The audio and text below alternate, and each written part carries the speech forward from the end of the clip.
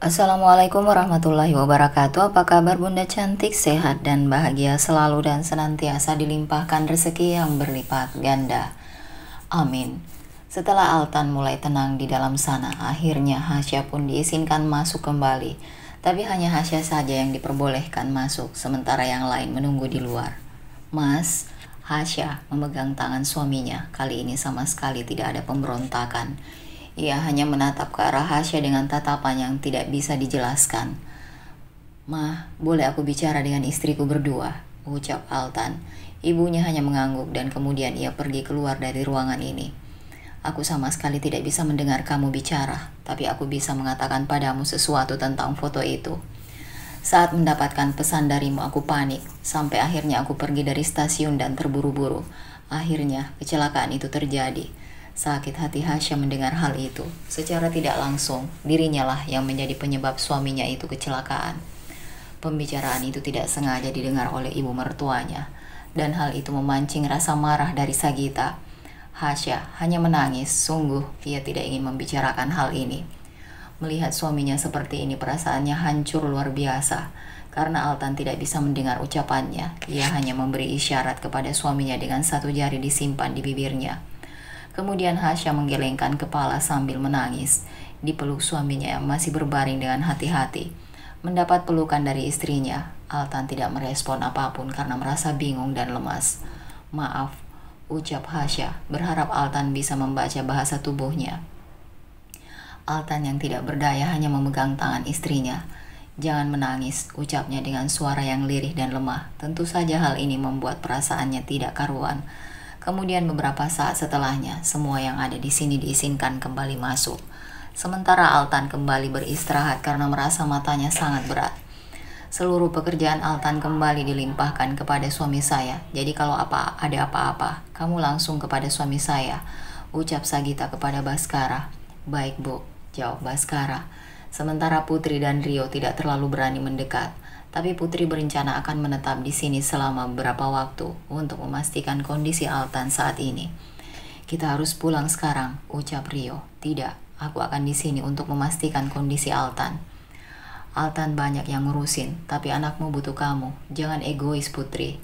"Diam, sasa ada Bi Darmi." Kemudian Hasya mendekat kepada Rio dan Putri. "Mohon maaf, sebaiknya kalian pulang saja. Saat ini Mas Altan masih membutuhkan perawatan lebih. Tidak baik rasanya kalau banyak orang." "Kamu mengusir kita?" tanya Putri dengan nada yang sedikit marah. "Mohon maaf sekali, tapi ini demi kebaikan Mas Altan. Nanti kalau ada kabar aku pastikan memberi kabar kepada kalian." Putri masih bersikukuh untuk tetap. Tapi akhirnya Rio memaksanya keluar. "Pokoknya aku tidak akan kembali ke Jakarta sekarang." "Kamu mau tidur di mana? Memangnya di sini nggak ada hotel?" "Gila ya kamu, benar-benar gila," jawab Rio mulai kesal. Tapi Putri sepertinya tidak peduli. Ia kemudian melenggang meninggalkan tempat ini dan mencari hotel terdekat. Ternyata tidak jauh dari rumah sakit ini memang ada penginapan. Tidak banyak berpikir, akhirnya Putri masuk ke dalam memesan hotel. Sementara Rio tetap mengikutinya. Baskara yang kebetulan ada di kampung pun menyempatkan diri untuk menengok ayahnya yang saat ini tinggal sendirian di rumah peninggalan orang tuanya. "Bapak tidak apa-apa sendirian di sini?" "Kalau ada apa-apa, bilang saja Pak," ucap Baskara. Hatinya pedih ketika melihat ayahnya seperti ini. "Bapak nggak apa-apa, cuma titip adikmu saja di sana. Maaf kalau adikmu merepotkan. Seharusnya dia masih tanggung jawab Bapak, tapi dialihkan ke kamu." "Nggak apa-apa Pak." "TV kemana Pak?" Dia bulan yang lalu Baskara sempat membelikan ayahnya televisi, sengaja untuk menemani saat kesepian. "Biasa Bas." "Kenapa Pak? Diambil rentenir?" Bapaknya hanya mengangguk. Kemudian Baskara mengepalkan tangan. Rasanya sangat marah sekali kepada ibunya. Karena sudah bersikap seperti ini. Ia bahkan sempat melunasi jumlah hutang yang cukup banyak. Tapi hal itu tidak cukup, hutang lainnya masih banyak dan juga mengincarnya. Barang-barang di tempat bapaknya tinggal saat ini nyaris habis, semua diambil oleh para rentenir itu. Hanya tersisa barang-barang yang tidak penting. Sebagai anak tentunya Baskara sangat teriris dengan hal ini, tapi ia sadar ia tidak bisa melakukan banyak hal. "Kapan kamu kembali ke Jakarta?" Malam ini saya kembali ke Jakarta. Bapak, kalau butuh sesuatu tolong kabari saya. Bapaknya hanya mengangguk. Sejujurnya ia sangat malu kepada anak-anaknya karena sudah memberikan beban yang sangat besar seperti ini. Tapi yang terjadi saat ini benar-benar di luar kendalinya. Kamu juga baik-baik sama istrimu. Kalau dia menyayangimu, sayangi juga dia. Sebenarnya Kinas pun korban dari serakahnya ibumu. Iya Pak, meski hal ini sangat tidak saya kehendaki. Tapi saya berusaha untuk menerima semuanya dengan ikhlas. Sekali lagi, saya mohon kabari apapun yang terjadi. Sebelum kembali pulang ke Jakarta, Baskara menyempatkan diri untuk istirahat sejenak di rumah yang ia nikmati ketika kecil bersama neneknya. Namun di luar sana rupanya sedang ada rentenir yang memaksa menagih kepada bapaknya. Jangan selalu datang kepada bapak saya. Bapak saya sama sekali tidak tahu tentang masalah ibu, jawab Baskara. Ibumu kabur, bawa uang kita banyak. Sekarang dia tidak ada tanggung jawab. Kalau ketemu, mau saya bunuh, terserah. Saya nggak peduli, tapi jangan ganggu bapak saya. Kalau kalian masih mengganggunya, saya tidak akan segan-segan melaporkannya ke polisi. Silahkan, saya tidak takut, ucap rentenir itu. Tapi akhirnya mereka pun pergi meninggalkan rumah. Tidak bisa dibayangkan bagaimana perasaan bapaknya yang setiap hari menghadapi orang-orang seperti itu. Tapi selama ini bapaknya tidak pernah sama sekali mengeluh. Sungguh Baskara merasa sangat prihatin dengan keadaan bapaknya. Aku pulang dulu ya Mah, mau nganterin ASI, ucap Hasya kepada ibu mertuanya. Sagita hanya mengangguk saja tanpa melihat ke arah menantunya. Hasya melihat ada sesuatu yang aneh dari ibu mertuanya, tapi ia tidak ingin berpikir terlalu jauh, karena mungkin situasinya yang sedang begini. Tidak lupa Hasya pun pamit kepada suaminya. Altan hanya mengangguk saja sambil melihat ke arah istrinya. Aku akan kembali segera Mas.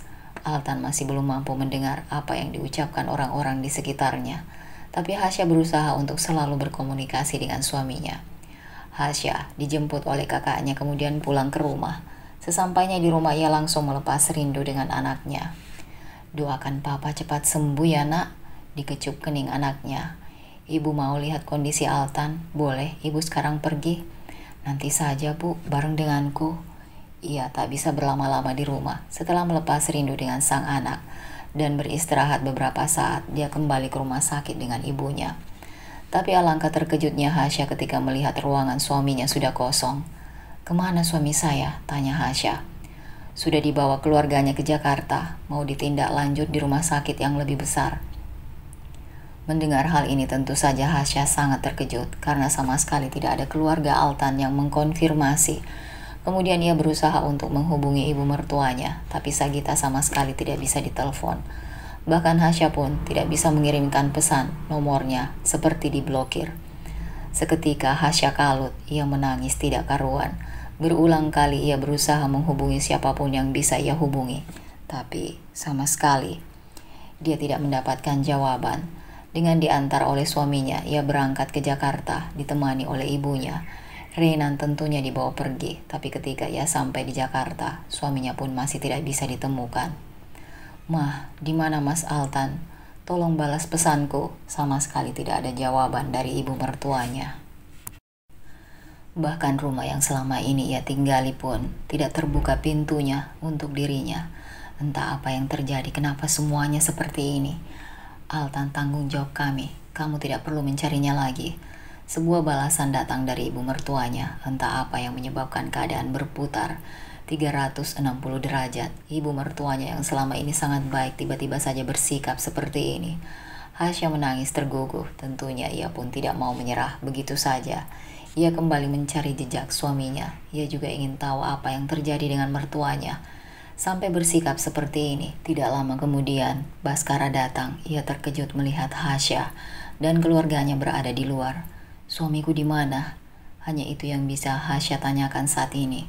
Pak Altan saat ini sedang di bandara untuk melakukan pengobatan di luar negeri, ucap Baskara. Yang terlihat heran, Hasya menghela nafas panjang. Apa sebenarnya yang sudah terjadi? Hasya terkejut karena sama sekali tidak ada yang memberitahunya tentang hal ini. Kepergian Altan ke luar negeri memang atas rekomendasi ayahnya setelah disarankan oleh temannya Akhirnya ia memutuskan untuk pergi ke sana dan mendapatkan perawatan terbaik atas apa yang sudah menimpanya. Kapan mereka ke sana? Pesawatnya jam berapa? Tanya Hasa cemas dan tidak karuan. Mereka pergi dengan pesawat pribadi, jadi ketika sampai di Jakarta tadi langsung terbang, jawab Baskara. Betapa sesak dan sakit hati Hasya saat ini. Ada apa sebenarnya yang terjadi? Kenapa bisa sampai mertuanya tega seperti ini? Sebenarnya apa yang terjadi? Kenapa tidak masuk ke dalam? Tanya Baskara. Pasor pintu diganti. Aku juga sudah coba memencet belum berulang kali, tapi tidak ada jawaban. Sebenarnya, Baskara heran dengan apa yang terjadi. Kemudian dia mencoba untuk menekan bel dan tidak lama setelah itu seorang asisten rumah tangga yang datang dan membukakan pintu. Kenapa kamu tidak membukakan pintu untuk saya? Tanya Hasya kepada asisten rumah tangganya. Maaf Neng, tapi ini atas perintah ibu. Beliau bilang kalau Neng Hasya datang untuk tidak dibukakan pintu. Mendengar hal itu tentu saja Hasya hanya bisa mengernyitkan dahi. Ia semakin tidak mengerti dengan apa yang sebenarnya terjadi. Tapi akhirnya Hasya masuk ke dalam rumah, membuat wajah asisten rumah tangganya itu cemas. Karena bagaimanapun ia sudah mendapatkan perintah dari nyonya bila Hasya tidak boleh masuk rumah ini. Kamu tidak usah cemas, aku datang ke sini hanya untuk mengambil barang-barangku. Hasya kemudian masuk ke dalam kamarnya dan mengambil barang-barang penting yang ada di sana, terutama pakaian Reinan. Sebenarnya apa yang terjadi sama ibu mertua kamu, Syah? Kenapa tiba-tiba sikapnya berubah? Aku juga tidak tahu, Bu. Sama sekali tidak ada yang memberitahukan kenapa semuanya menjadi seperti ini. Setelah ini kamu mau kemana? Aku akan pulang ke rumah yang pernah kami tempati dengan Mas Altan. Ibunya hanya menghela nafas panjang. Ujian apa sebenarnya yang datang kepada putrinya? Ia merasa sangat sedih melihat kondisi ini. Setelah selesai mengambil semua barang-barang, akhirnya Hasya pun pergi meninggalkan rumah. Baskara masih menunggu mereka dan akhirnya mengantarkan Hasya menuju tujuannya. Sejujurnya ia pun bingung melihat apa yang terjadi, tapi Baskara memilih untuk tidak banyak bicara. Sekitar 1 jam kemudian akhirnya mereka pun tiba di rumah itu. Ia berjanji akan menunggu suaminya di sini. Kalau ada apa-apa, kabarin saja. Saya juga kalau cari tahu tentang apa yang terjadi kepada Pak Altan. Terima kasih banyak sudah mengantar kami ke sini, ucap Ibu Hasya. Hasya masuk ke dalam kamar dengan perasaan yang tidak menentu. Ia juga masih berusaha untuk menghubungi suaminya tapi sama sekali nomornya tidak aktif. Begitu juga dengan ibu mertuanya yang tidak membalas satupun pesannya. Sementara ayah mertuanya pun melakukan hal yang sama. Kamu istirahat dulu, ibu buatkan makanan untuk kamu ya, ucap ibunya. Ibu tidak usah capek-capek, ibu juga istirahat. Ibunya hanya mengangguk, sementara Altan sudah sampai di Singapura. Ia akan melakukan pengobatan di sana, di salah satu rumah sakit terbaik dengan dokter kenalan ayahnya. Mereka memang memaksa agar Altan dibawa berobat ke luar negeri dan mendapatkan fasilitas terbaik. Di sini ia akan melakukan pemasangan alat bantu dengar, karena setelah mendapatkan pemeriksaan lebih lanjut, telinganya sudah rusak dan tidak bisa lagi diperbaiki. Satu-satunya cara adalah menggunakan alat bantu dengar. Sudah kamu hubungi Hasya? Tanya Pak Chandra kepada istrinya. Sagita hanya menggelengkan kepala. Biar nanti aku jelaskan kalau Altan sudah membaik. Pak Chandra sebenarnya bingung dengan sikap istrinya, tapi ia tidak banyak bicara karena istrinya memang jarang seperti ini kalau memang tidak ada alasannya. Setelah melakukan observasi, akhirnya Altan bisa melakukan operasi pemasangan alat bantu dengar. Operasi itu berlangsung dengan baik dan pendengaran Altan pelan-pelan mulai kembali. Kemana Hasya mah? Kenapa dia tidak datang ke sini? Mama juga nggak tahu, jawab ibunya singkat. Coba hubungi mah, nggak bisa. Nomor mama diblokir. Altan mengernyitkan dahi heran. Rasanya tidak mungkin istrinya itu memblokir nomor ibu mertuanya. Apa yang sebenarnya terjadi beberapa waktu ini? Ia memang tidak banyak berkomunikasi karena kemarin sama sekali tidak bisa mendengar apapun. Mana HP-ku? Jangan dulu pegang HP. Radiasinya tidak baik untuk kamu yang baru saja melakukan operasi. Rasanya sangat membosankan sekali. Ia ingin bertemu dengan istri dan anaknya. Tapi di satu sisi ia bingung dengan apa yang terjadi. Kenapa Hasya sampai melakukan hal seperti itu? Saat sore menjelang, orang tuanya sejenak kembali ke hotel untuk berganti pakaian. Diam-diam Altan meminjam ponsel kepada salah satu perawat untuk menghubungi istrinya. Tidak menunggu lama, ia pun langsung mendapatkan jawaban. Halo, Hasya tentunya mampu mendengar siapa pemilik suara di balik telepon itu. Mas, ini kamu Mas Altan. Betapa bahagianya ia mendapatkan panggilan telepon dari suaminya. Aku sama sekali tidak diberi akses untuk menghubungi kamu. Mama sama sekali tidak pernah membalas teleponku. Bahkan saat ini sepertinya Mama juga memblokirku. Aku tidak tahu salahku apa, Mas. Aku ingin bertemu dengan kamu. Aku rindu. Kamu yakin Mama memblokir? Apa mungkin aku yang memblokir, Mas? Melihat situasi kamu seperti ini, aku tentunya butuh komunikasi. Aku bahkan tidak tahu kamu dipindahkan ke luar negeri. Kalian pergi tanpa memberitahuku sama sekali. Bahkan ketika aku datang ke Jakarta, aku sama sekali tidak diizinkan untuk masuk ke dalam rumah. Sebenarnya apa salahku, Mas? Aku bingung saat ini. Tidak terasa Hasya meneteskan air mata. Kamu sekarang di mana? Aku di rumah kita. Kemudian mereka melakukan obrolan yang cukup panjang sampai akhirnya panggilan tersebut ditutup. Tidak lama kemudian orang tuanya kembali ke rumah sakit. Apa yang membuat Mama dan Papa bersikap seperti itu kepada Hasya? Bersikap seperti apa? Tanya ayahnya tidak mengerti. Sesampainya di Jakarta, Mama akan mengurus surat perceraian kalian. Mama harap keputusannya tidak dibantah karena Mama yakin perceraian adalah yang terbaik untuk kalian. Mendengar hal ini tentu saja Altan merasa heran. Kenapa Mama begitu? Selama ini Hasya yang selalu meminta berpisahkan. Ya sudah, kalau begitu, Mama ikuti kemauan kalian. Kamu juga, bukannya kamu tidak menghendaki pernikahan ini. Kenapa sikap Mama aneh begini sih? Tanya Altan semakin heran. Apa yang sudah terjadi di antara aku dan Hasya adalah bagian dari kami. Mama tidak bisa mengintervensi. Kecelakaan ini Hasya yang buat kan? Egoismenya yang membuat kamu merasakan semua ini. Kamu cacat seumur hidup. Rumah tangga seperti apa yang saling mencelakakan seperti ini? Mama menikah dengan Papa lebih dari 30 tahun, tapi Mama tidak selalu melampiaskan amarah. Mama tahu tempat dan situasi. Mama pernah marah dan bertengkar hebat dengan papamu, sekalipun rumah tangga kita tidak selalu baik-baik saja.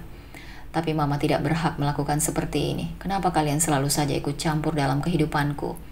Aku dan Hasya sudah memiliki kehidupan sendiri. Kecelakaan yang aku alami saat ini tidak ada hubungannya sama sekali dengan Hasya. Kamu tidak usah banyak membantah. Mama sudah kehilangan respek sama dia. Otak Mama stres memikirkan keadaan kamu yang hampir saja tidak selamat. Sejak dulu Mama selalu mengatakan tidak akan membiarkan kamu terluka sedikit saja. Ma, aku dan Hasya memiliki seorang anak. Apa jadinya anakku kalau Mama egois?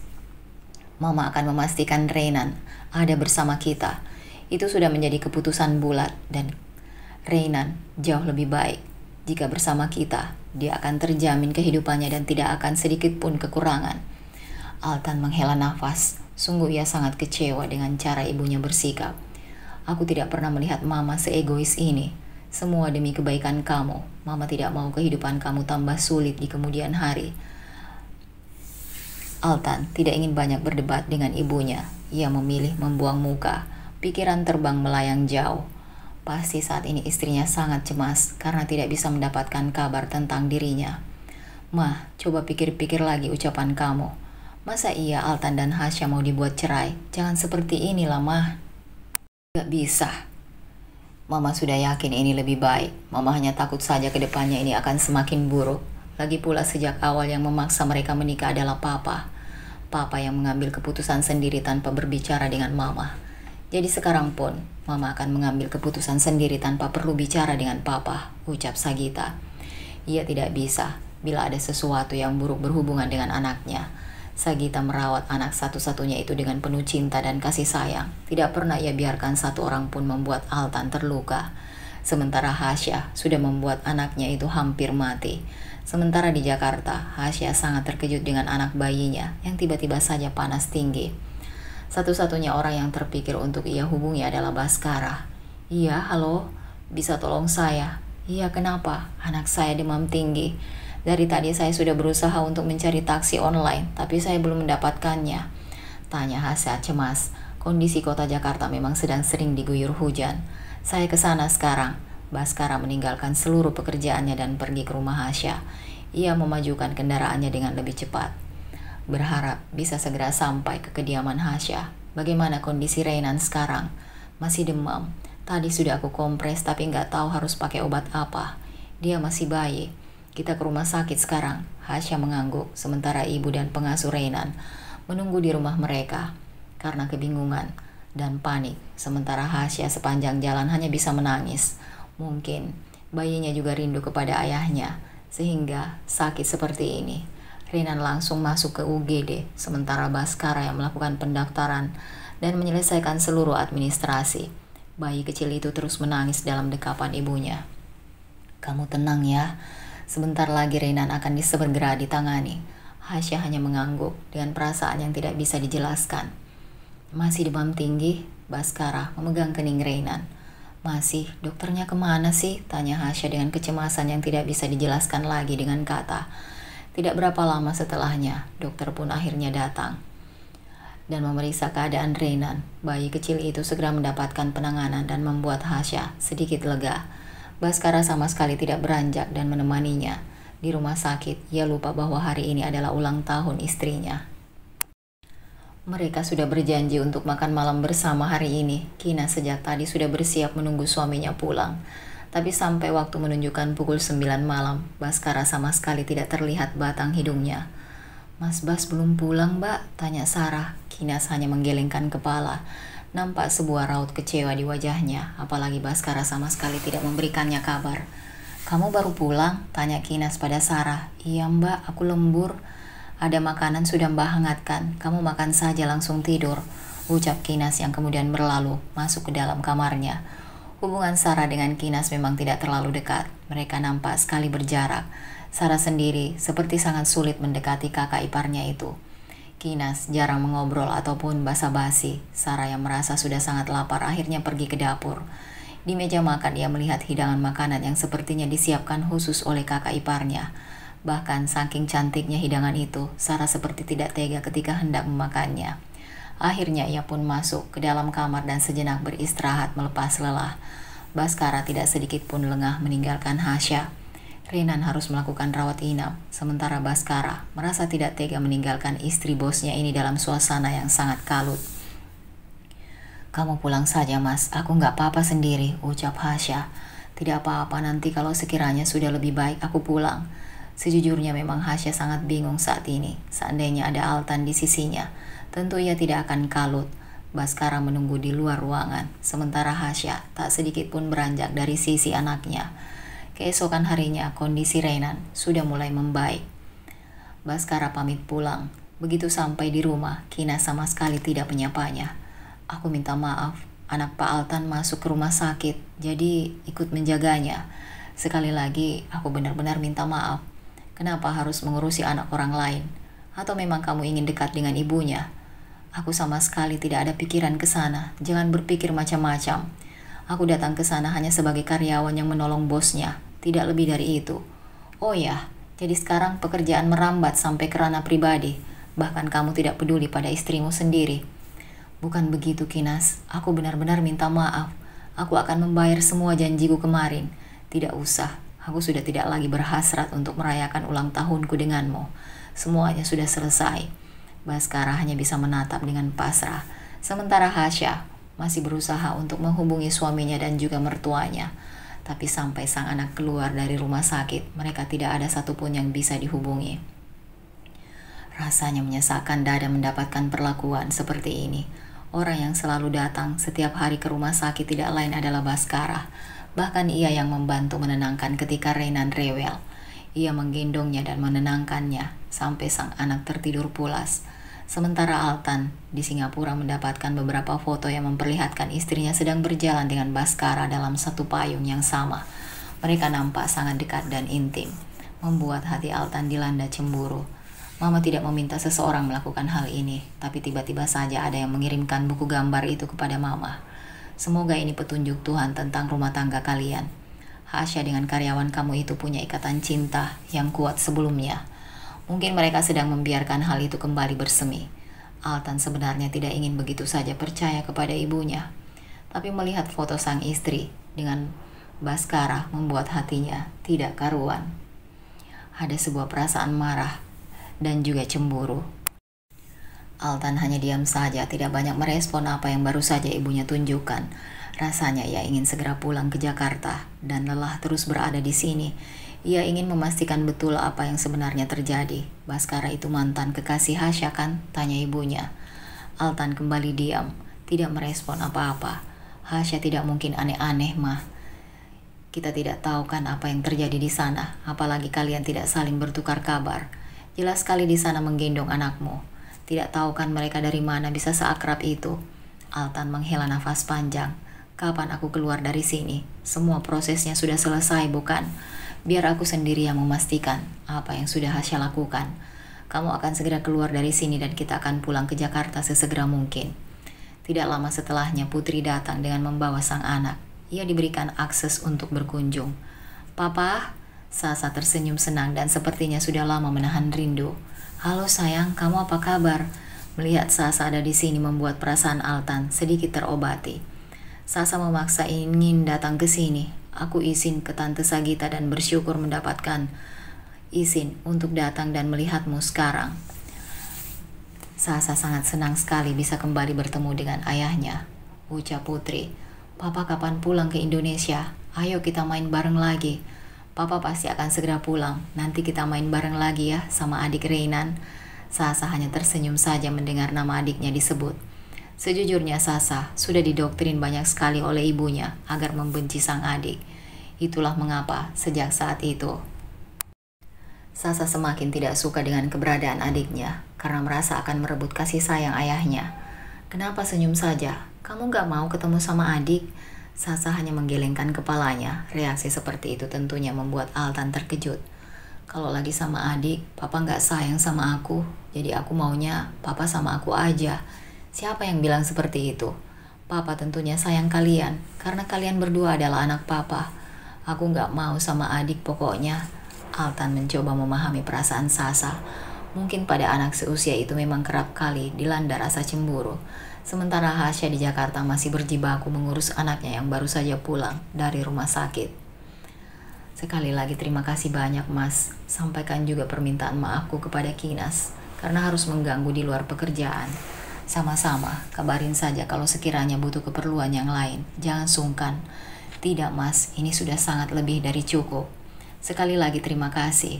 Ada perasaan senang di hati Baskara ketika bisa kembali sedekat ini dengan Hasya. Setelah menyelesaikan semuanya, Baskara kemudian pergi meninggalkan rumah Hasya. Kamu sudah memberitahu suami kamu tentang keadaan ini. Aku tidak diberikan akses komunikasi dengan suamiku. Mertuaku juga sama sekali tidak memberikan respon apapun. Kalau sepertinya nomorku diblokir, aku nggak tahu salah apa. Kenapa mereka melakukan hal seperti ini kepadaku? Ucap Hasya sambil dengan nada yang lirih. Sungguh hatinya hancur. Coba kamu ingat sekali lagi, apakah ada sesuatu di antara kalian sebelum semua ini terjadi? Hasya hanya mengingat sebuah pesan yang dikirimkan oleh Putri. Setelah itu, belum ada pembicaraan lagi di antara mereka karena kecelakaan terjadi. Tapi yang membuatnya bingung, kenapa orang tuanya pun seolah menjauh begitu saja tanpa sebab. Kamu tidak terpikir untuk menyusul suamimu ke sana? Tanya ibunya lagi. Itulah bodohnya aku, Bu. Aku belum sempat mengurus dokumen kepergian ke luar negeri. Kalau mau ngurus sekarang tentunya akan memakan waktu. Ibunya hanya menghela nafas panjang. Sebagai seorang ibu, ia tentunya merasa sedih melihat kondisi anaknya seperti ini. Ia juga ikut bertanya-tanya sebenarnya apa yang sudah terjadi. Sementara Baskara pulang ke rumahnya disambut dengan istrinya dengan diam 1000 bahasa. Hubungan rumah tangga mereka nyaris membaik, tapi saat ini kembali berjarak karena Baskara lebih banyak menghabiskan waktu untuk mengurus sesuatu yang bukan urusannya. Senang sekali sepertinya mengurus mantan kekasih. Alasan istri bos hanya alibi saja, ucap Kinas. Kamu ngomong apa sih? Aku baru saja datang, sudah memicu pertengkaran. Kamu bukan baru saja datang bekerja kan, tapi baru menemani mantan kekasihmu. Gimana? Sudah bisa berhayal memiliki keluarga kecil dengannya? Senang kan bisa menunggu anaknya di rumah sakit? Gak jelas, jangan kemana-mana lah ngomongnya. Apa yang aku lakukan juga bagian dari pekerjaan. Oh iya, masa? Enak sekali ya bisa bekerja langsung dengan mantan.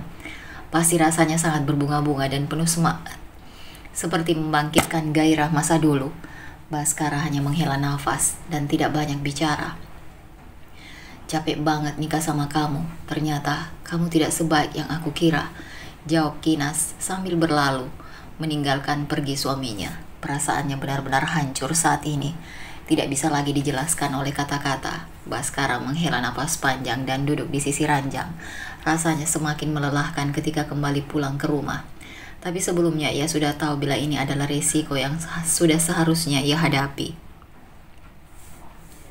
Seminggu setelah kepulangan anaknya dari rumah sakit, Renan seringkali merengek dan tidak mau menyusu. Hal ini membuat Hasya cemas sekali karena takut akan mengganggu tumbuh kembang anaknya. Rencananya ia akan membawa kembali Renan ke rumah sakit untuk memastikan kenapa anaknya sampai begini.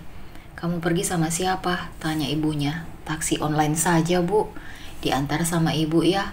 Hasya hanya mengangguk. Tapi tanpa terduga Baskara kembali datang. Hari ini entah apa yang membuatnya datang. Belum sempat Hasya menanyakan maksud dan tujuannya karena Renan tidak berhenti menangis. "Sini biar aku gendong." Baskara mengambil Renan dari ibunya. Kemudian mencoba menenangkan bayi kecil itu. Ia berjalan di halaman rumah sambil menepuk-nepuk punggung Renan. Lambat laun tangisnya mulai reda dan tenang.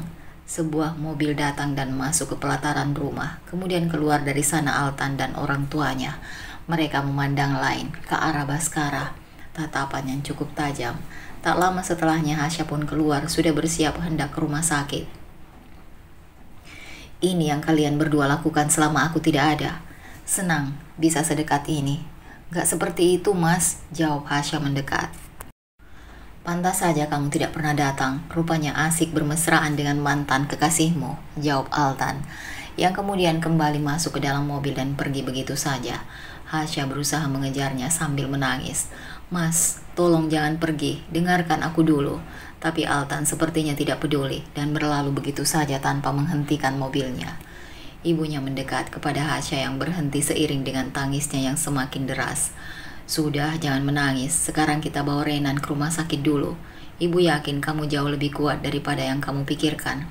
"Tapi Bu, Ibu lihat sendiri kan Mas Altan bagaimana. Kenapa dia begitu?"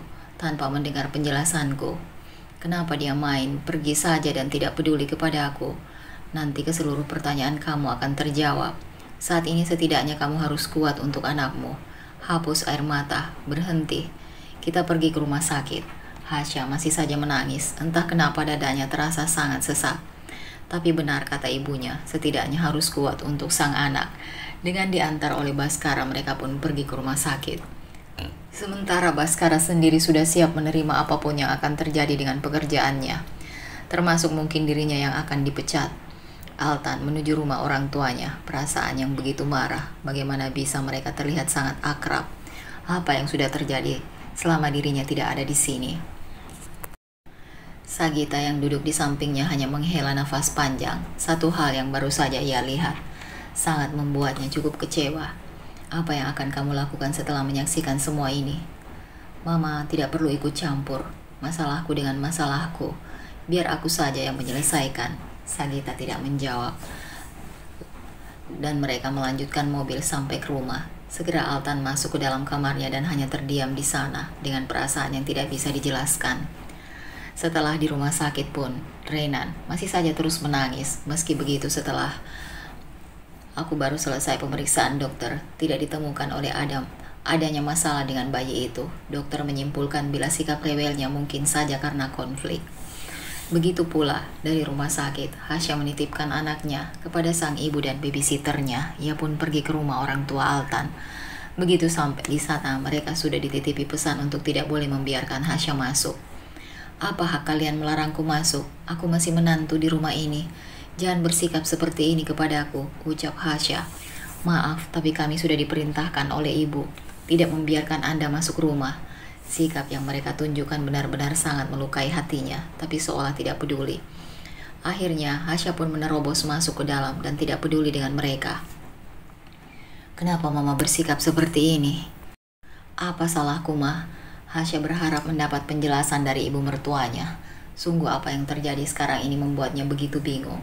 "Kamu bercerai saja dengan Altan," ucap ibu mertuanya, membalikan badan dan kini mereka saling bertatapan dengan wajah terkejut yang Hasya tunjukkan. "Kenapa Mama tiba-tiba bersikap seperti ini? Apa salahku?" "Syah, jujur saja, Mama kecewa sama kamu. Altan sampai mengalami peristiwa seperti ini karena egoisme kamu kan?" Satu fakta yang Mama ketahui, kalau kecelakaan pada Altan terjadi karena kamu memberikan pesan padanya, sehingga ia berpikir harus kembali untuk menemuimu dan kecelakaan itu terjadi. Mendengar hal itu tentu saja Hasya terdiam dan tidak bisa berkata-kata. Kamu juga bahkan terang-terangan pernah meminta perpisahan kepada kami. Pernikahan bukan seperti itu. Jujur saja, Mama kecewa dengan sikap kamu. Pernikahan Mama juga puluhan tahun dengan segala ombak di dalamnya, tapi tentunya Mama bisa lebih banyak berpikir dalam segala tindakan. Tapi Hasya berniat menyanggah dan membela diri, tapi sepertinya ia tidak diberikan kesempatan. Sejak awal Mama memang ragu ketika Papa akan menikahkan Altan dengan kamu. Bahkan Papa sama sekali tidak mengenal kamu seperti apa, tapi Mama sama sekali tidak pernah menyanggah dan selalu menghormati keputusan suamiku, sekalipun hal itu tidak aku kehendaki. Tapi sepertinya saat ini keputusannya salah. Sungguh Hasya merasa sangat kecewa dengan ucapan ibu mertuanya. Selama ini memang sudah berusaha untuk menjadi ibu mertua yang baik. Mama memperlakukan kamu seperti anak Mama sendiri. Tapi apa yang kamu lakukan benar-benar membuat Mama sangat kecewa. Jadi Mama kehilangan respek padamu. Tapi bukankah setiap rumah tangga itu memang selalu ada pertengkarannya? Apalagi kami menikah tanpa saling mengenal sebelumnya. Selama menjalani pernikahan ini, kami sudah sangat berusaha untuk membawa pernikahan ini ke arah yang lebih baik. Kejadian tempo hari tidak pernah terpikir sedikit pun akan seperti ini. Hasya berusaha menjelaskan semua hal yang sudah mereka lewati. Itu karena kamu tidak bisa menahan diri. Kamu tidak bisa berpikir jernih. Inilah akibatnya. Sudahlah, keputusan Mama ini penuh. Papa juga setuju bila memang kalian harus bercerai. Lagi pula kedepannya akan semakin sulit, Syah. Kamu dan Altan itu berasal dari dunia yang berbeda.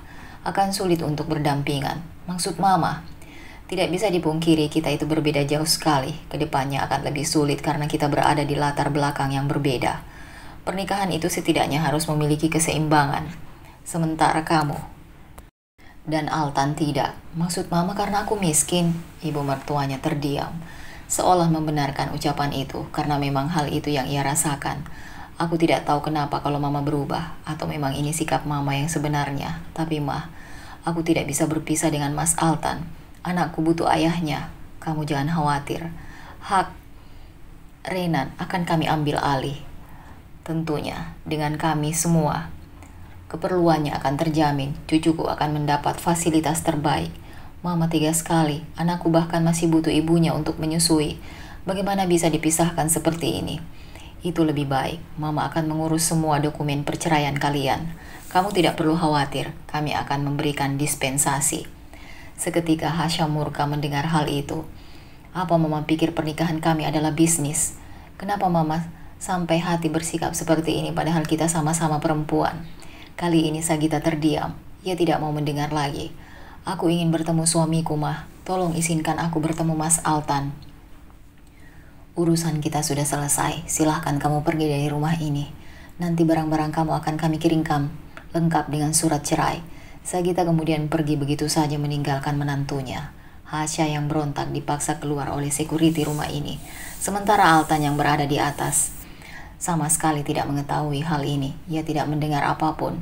Setelah melepas alat bantu dengarnya, dalam sekejap kehangatan itu hilang. Hasya merasa diperlakukan seperti seorang penjahat di rumah yang awalnya sangat penuh cinta ini. Tolong izinkan aku bertemu dengan Mas Altan, Setidaknya aku harus bertemu dengan suamiku. Hasya terus berontak, tidak ingin pergi dari tempat ini. Tapi ibu mertuanya seperti tidak peduli dan berlalu begitu saja. Hasya lunglai. Ia membuka pintu kamar, beruntung tidak terkunci. Ia mendapati suaminya sedang bersandar di ranjang. Mereka sambil memejamkan mata. Segera Hasya masuk dan menutup pintu dan kemudian mendekat ke arah suaminya. Dengan tepukan yang lembut, Hasya memegang tangan suaminya. Mas, aku ingin bicara, ucap Hasya. Tentu saja ucapannya tidak bisa Altan dengar. Kemudian ia memasangkan alat bantu dengar di telinganya. Ada apa? Para penjaga keamanan rumah ini tidak lagi berani masuk ke dalam kamar majikannya. Mereka akhirnya menunggu di luar dengan konsekuensi mendapatkan amarah dari ibu bosnya. Mas, kita perlu bicara, ucap Hasya dengan tangan yang bergetar. Apa yang perlu dibicarakan? Sepertinya tidak ada sesuatu yang perlu dijelaskan. Apa yang sudah aku lihat tadi itu udah cukup menjawab semuanya. Mas, Anak kita sakit. Mendengar hal itu tentu saja membuat hati Altan tidak karuan. Ia langsung melihat ke arah Hasya. Selama kamu tidak ada, aku kebingungan. Banyak hal yang aku lewati sendirian tanpa tahu aku harus bersikap seperti apa. Anak kita panas tinggi di usia yang masih bayi. Ia sama. Dirawat beberapa hari di rumah sakit. Ketika pulang ke rumah, dia tidak mau menyusu dan terus mengamuk. Tapi kata dokter tidak ada sesuatu yang perlu dikhawatirkan. Tubuhnya juga tidak demam. Setelah aku pikir-pikir mungkin anak kita rindu kepada ayahnya. Sama seperti aku yang merindukan kamu. Altan menghela nafas panjang. Ia seperti melepaskan semua sesak di dadanya. Selama aku pengobatan, kamu sama sekali tidak pernah datang. Kalau memang kamu mau berusaha, setidaknya kamu akan melakukan hal apapun untuk bisa menemuiku. Mas, demi Allah, aku sama sekali tidak diberikan akses untuk bertemu dengan kamu. Bahkan Baskara, sebagai sekretarismu saja, tidak mengetahui pasti keberadaan kamu di sana. Aku tidak mengerti kenapa bisa dalam sekejap Mama sangat membenciku. Situasi ini membuatku sangat bingung dan kalut. Aku tidak mau berpisah, Mas. Anak kita butuh orang tuanya. Apa yang Altan rasakan juga sama. Tentunya ia tidak ingin ada perpisahan. Tapi entah kenapa, ia merasa asing dengan istrinya sendiri. Syah, sekalipun memang kita harus berpisah, aku pastikan anak kita tidak akan pernah kekurangan kasih sayang ayahnya. Biarkan dia bersamaku. Aku akan merawatnya dengan baik dan tentu tidak akan menghilangkan hakmu sebagai ibunya. Hasya terdiam beberapa saat. Ia melihat suaminya sedang menyerah dalam situasi ini. Sungguh bukan ucapan seperti itu yang Hasya harapkan. Kamu juga mau seperti Mama, berusaha agar kita selesai. Apakah sama sekali tidak tersisa cinta padaku? Ini bukan tentang cinta, Syah. Lalu apa, Mas? Ada perasaan kecewa di dalam hatiku. Aku merasa tidak diperjuangkan olehmu. Bahkan ketika melihat Baskara tadi, hatiku selama ini bergejolak, semakin yakin. Padahal ketika sampai di Jakarta, orang yang sangat ingin aku temui adalah dirimu. Aku memaksa untuk pergi ke rumah mungil dan berharap bisa bertemu denganmu. Tapi apa yang aku dapati membuat hatiku kecewa. Tolong Mas, mari kita lanjutkan pernikahan kita. Banyak hal yang harus kita lewati bersama untuk membesarkan Reynan. Katakan padaku, selama aku tidak ada, hal apa saja yang sudah kamu lakukan dengan mantan kekasihmu itu? Hasya kembali diam dan mencerna ucapan suaminya. Apa maksudmu? Apa kamu pikir aku akan melakukan hal serendah itu? Dengar Mas, meski aku berjuang sendirian di sini tanpa kamu, tentunya aku masih bisa menjaga kehormatanku sebagai seorang istri. Sungguh sangat tidak adil kamu pikiranmu sampai seperti itu. Karena itu, sangat melukai harga diriku. Altan kini terdiam. Ia tidak berani menatap ke arah istrinya. Baiklah, silahkan kalau kamu mau berpisah. Memang sepertinya tidak bisa ada yang diharapkan dari sebuah hubungan yang sudah tidak ada kepercayaan lagi di dalamnya. Tidak perlu ada yang dibicarakan lagi di sini. Hasya pun meninggalkan tempat ini sambil menyeka air matanya. Tapi ia berjanji akan kuat dan berjuang untuk membesarkan anaknya sendirian, tanpa bantuan dari keluarga suaminya. Ia akan melakukan apapun untuk kehidupan terbaik anaknya. Sepertinya kisah mereka sudah berada di akhir cerita. Sementara Baskara pulang ke apartemennya, hari ini ia absen dari kantor dan memilih sejenak menendangkan diri. Kamu mau kemana? Tanya Baskara yang melihat istrinya sudah berpakaian rapi. Sementara Sarah tidak ada di rumah dan sedang bekerja. Tugasku sudah selesai. Sepertinya kamu akan tetap mengejar mantan kekasihmu. Jadi aku rasa apa yang aku perjuangkan sudah selesai. Tidak ada lagi yang perlu aku pertahankan di sini. Jangan macam-macam, Kinas. Tenang saja, saat ini aku pulang dengan keadaan yang tenang. Aku tidak mungkin terus-menerus berada di tempat yang terasa asing di rumah ini. Tak berapa lama setelahnya terdengar pintu diketuk. Rupanya sudah ada orang tua Kinas di sana. Mereka sengaja datang ke sini untuk menjemput putrinya, karena sudah sejak semalam Kinas meminta pulang ke rumah mereka. Aku pulang dulu, Mas. Ia tidak lagi banyak bicara, tapi terlihat orang tua Kinas begitu marah, meskipun tidak banyak mengeluarkan kata-kata. Tunggu, kamu tidak bisa pergi begitu saja. Setidaknya kita harus bicara terlebih dahulu. Baskara memegang tangan istrinya. Tapi Kinas melepaskan secara perlahan. Tidak perlu ada yang dibicarakan lagi, Mas. Apapun pembahasannya, kita sudah ada di garis finish.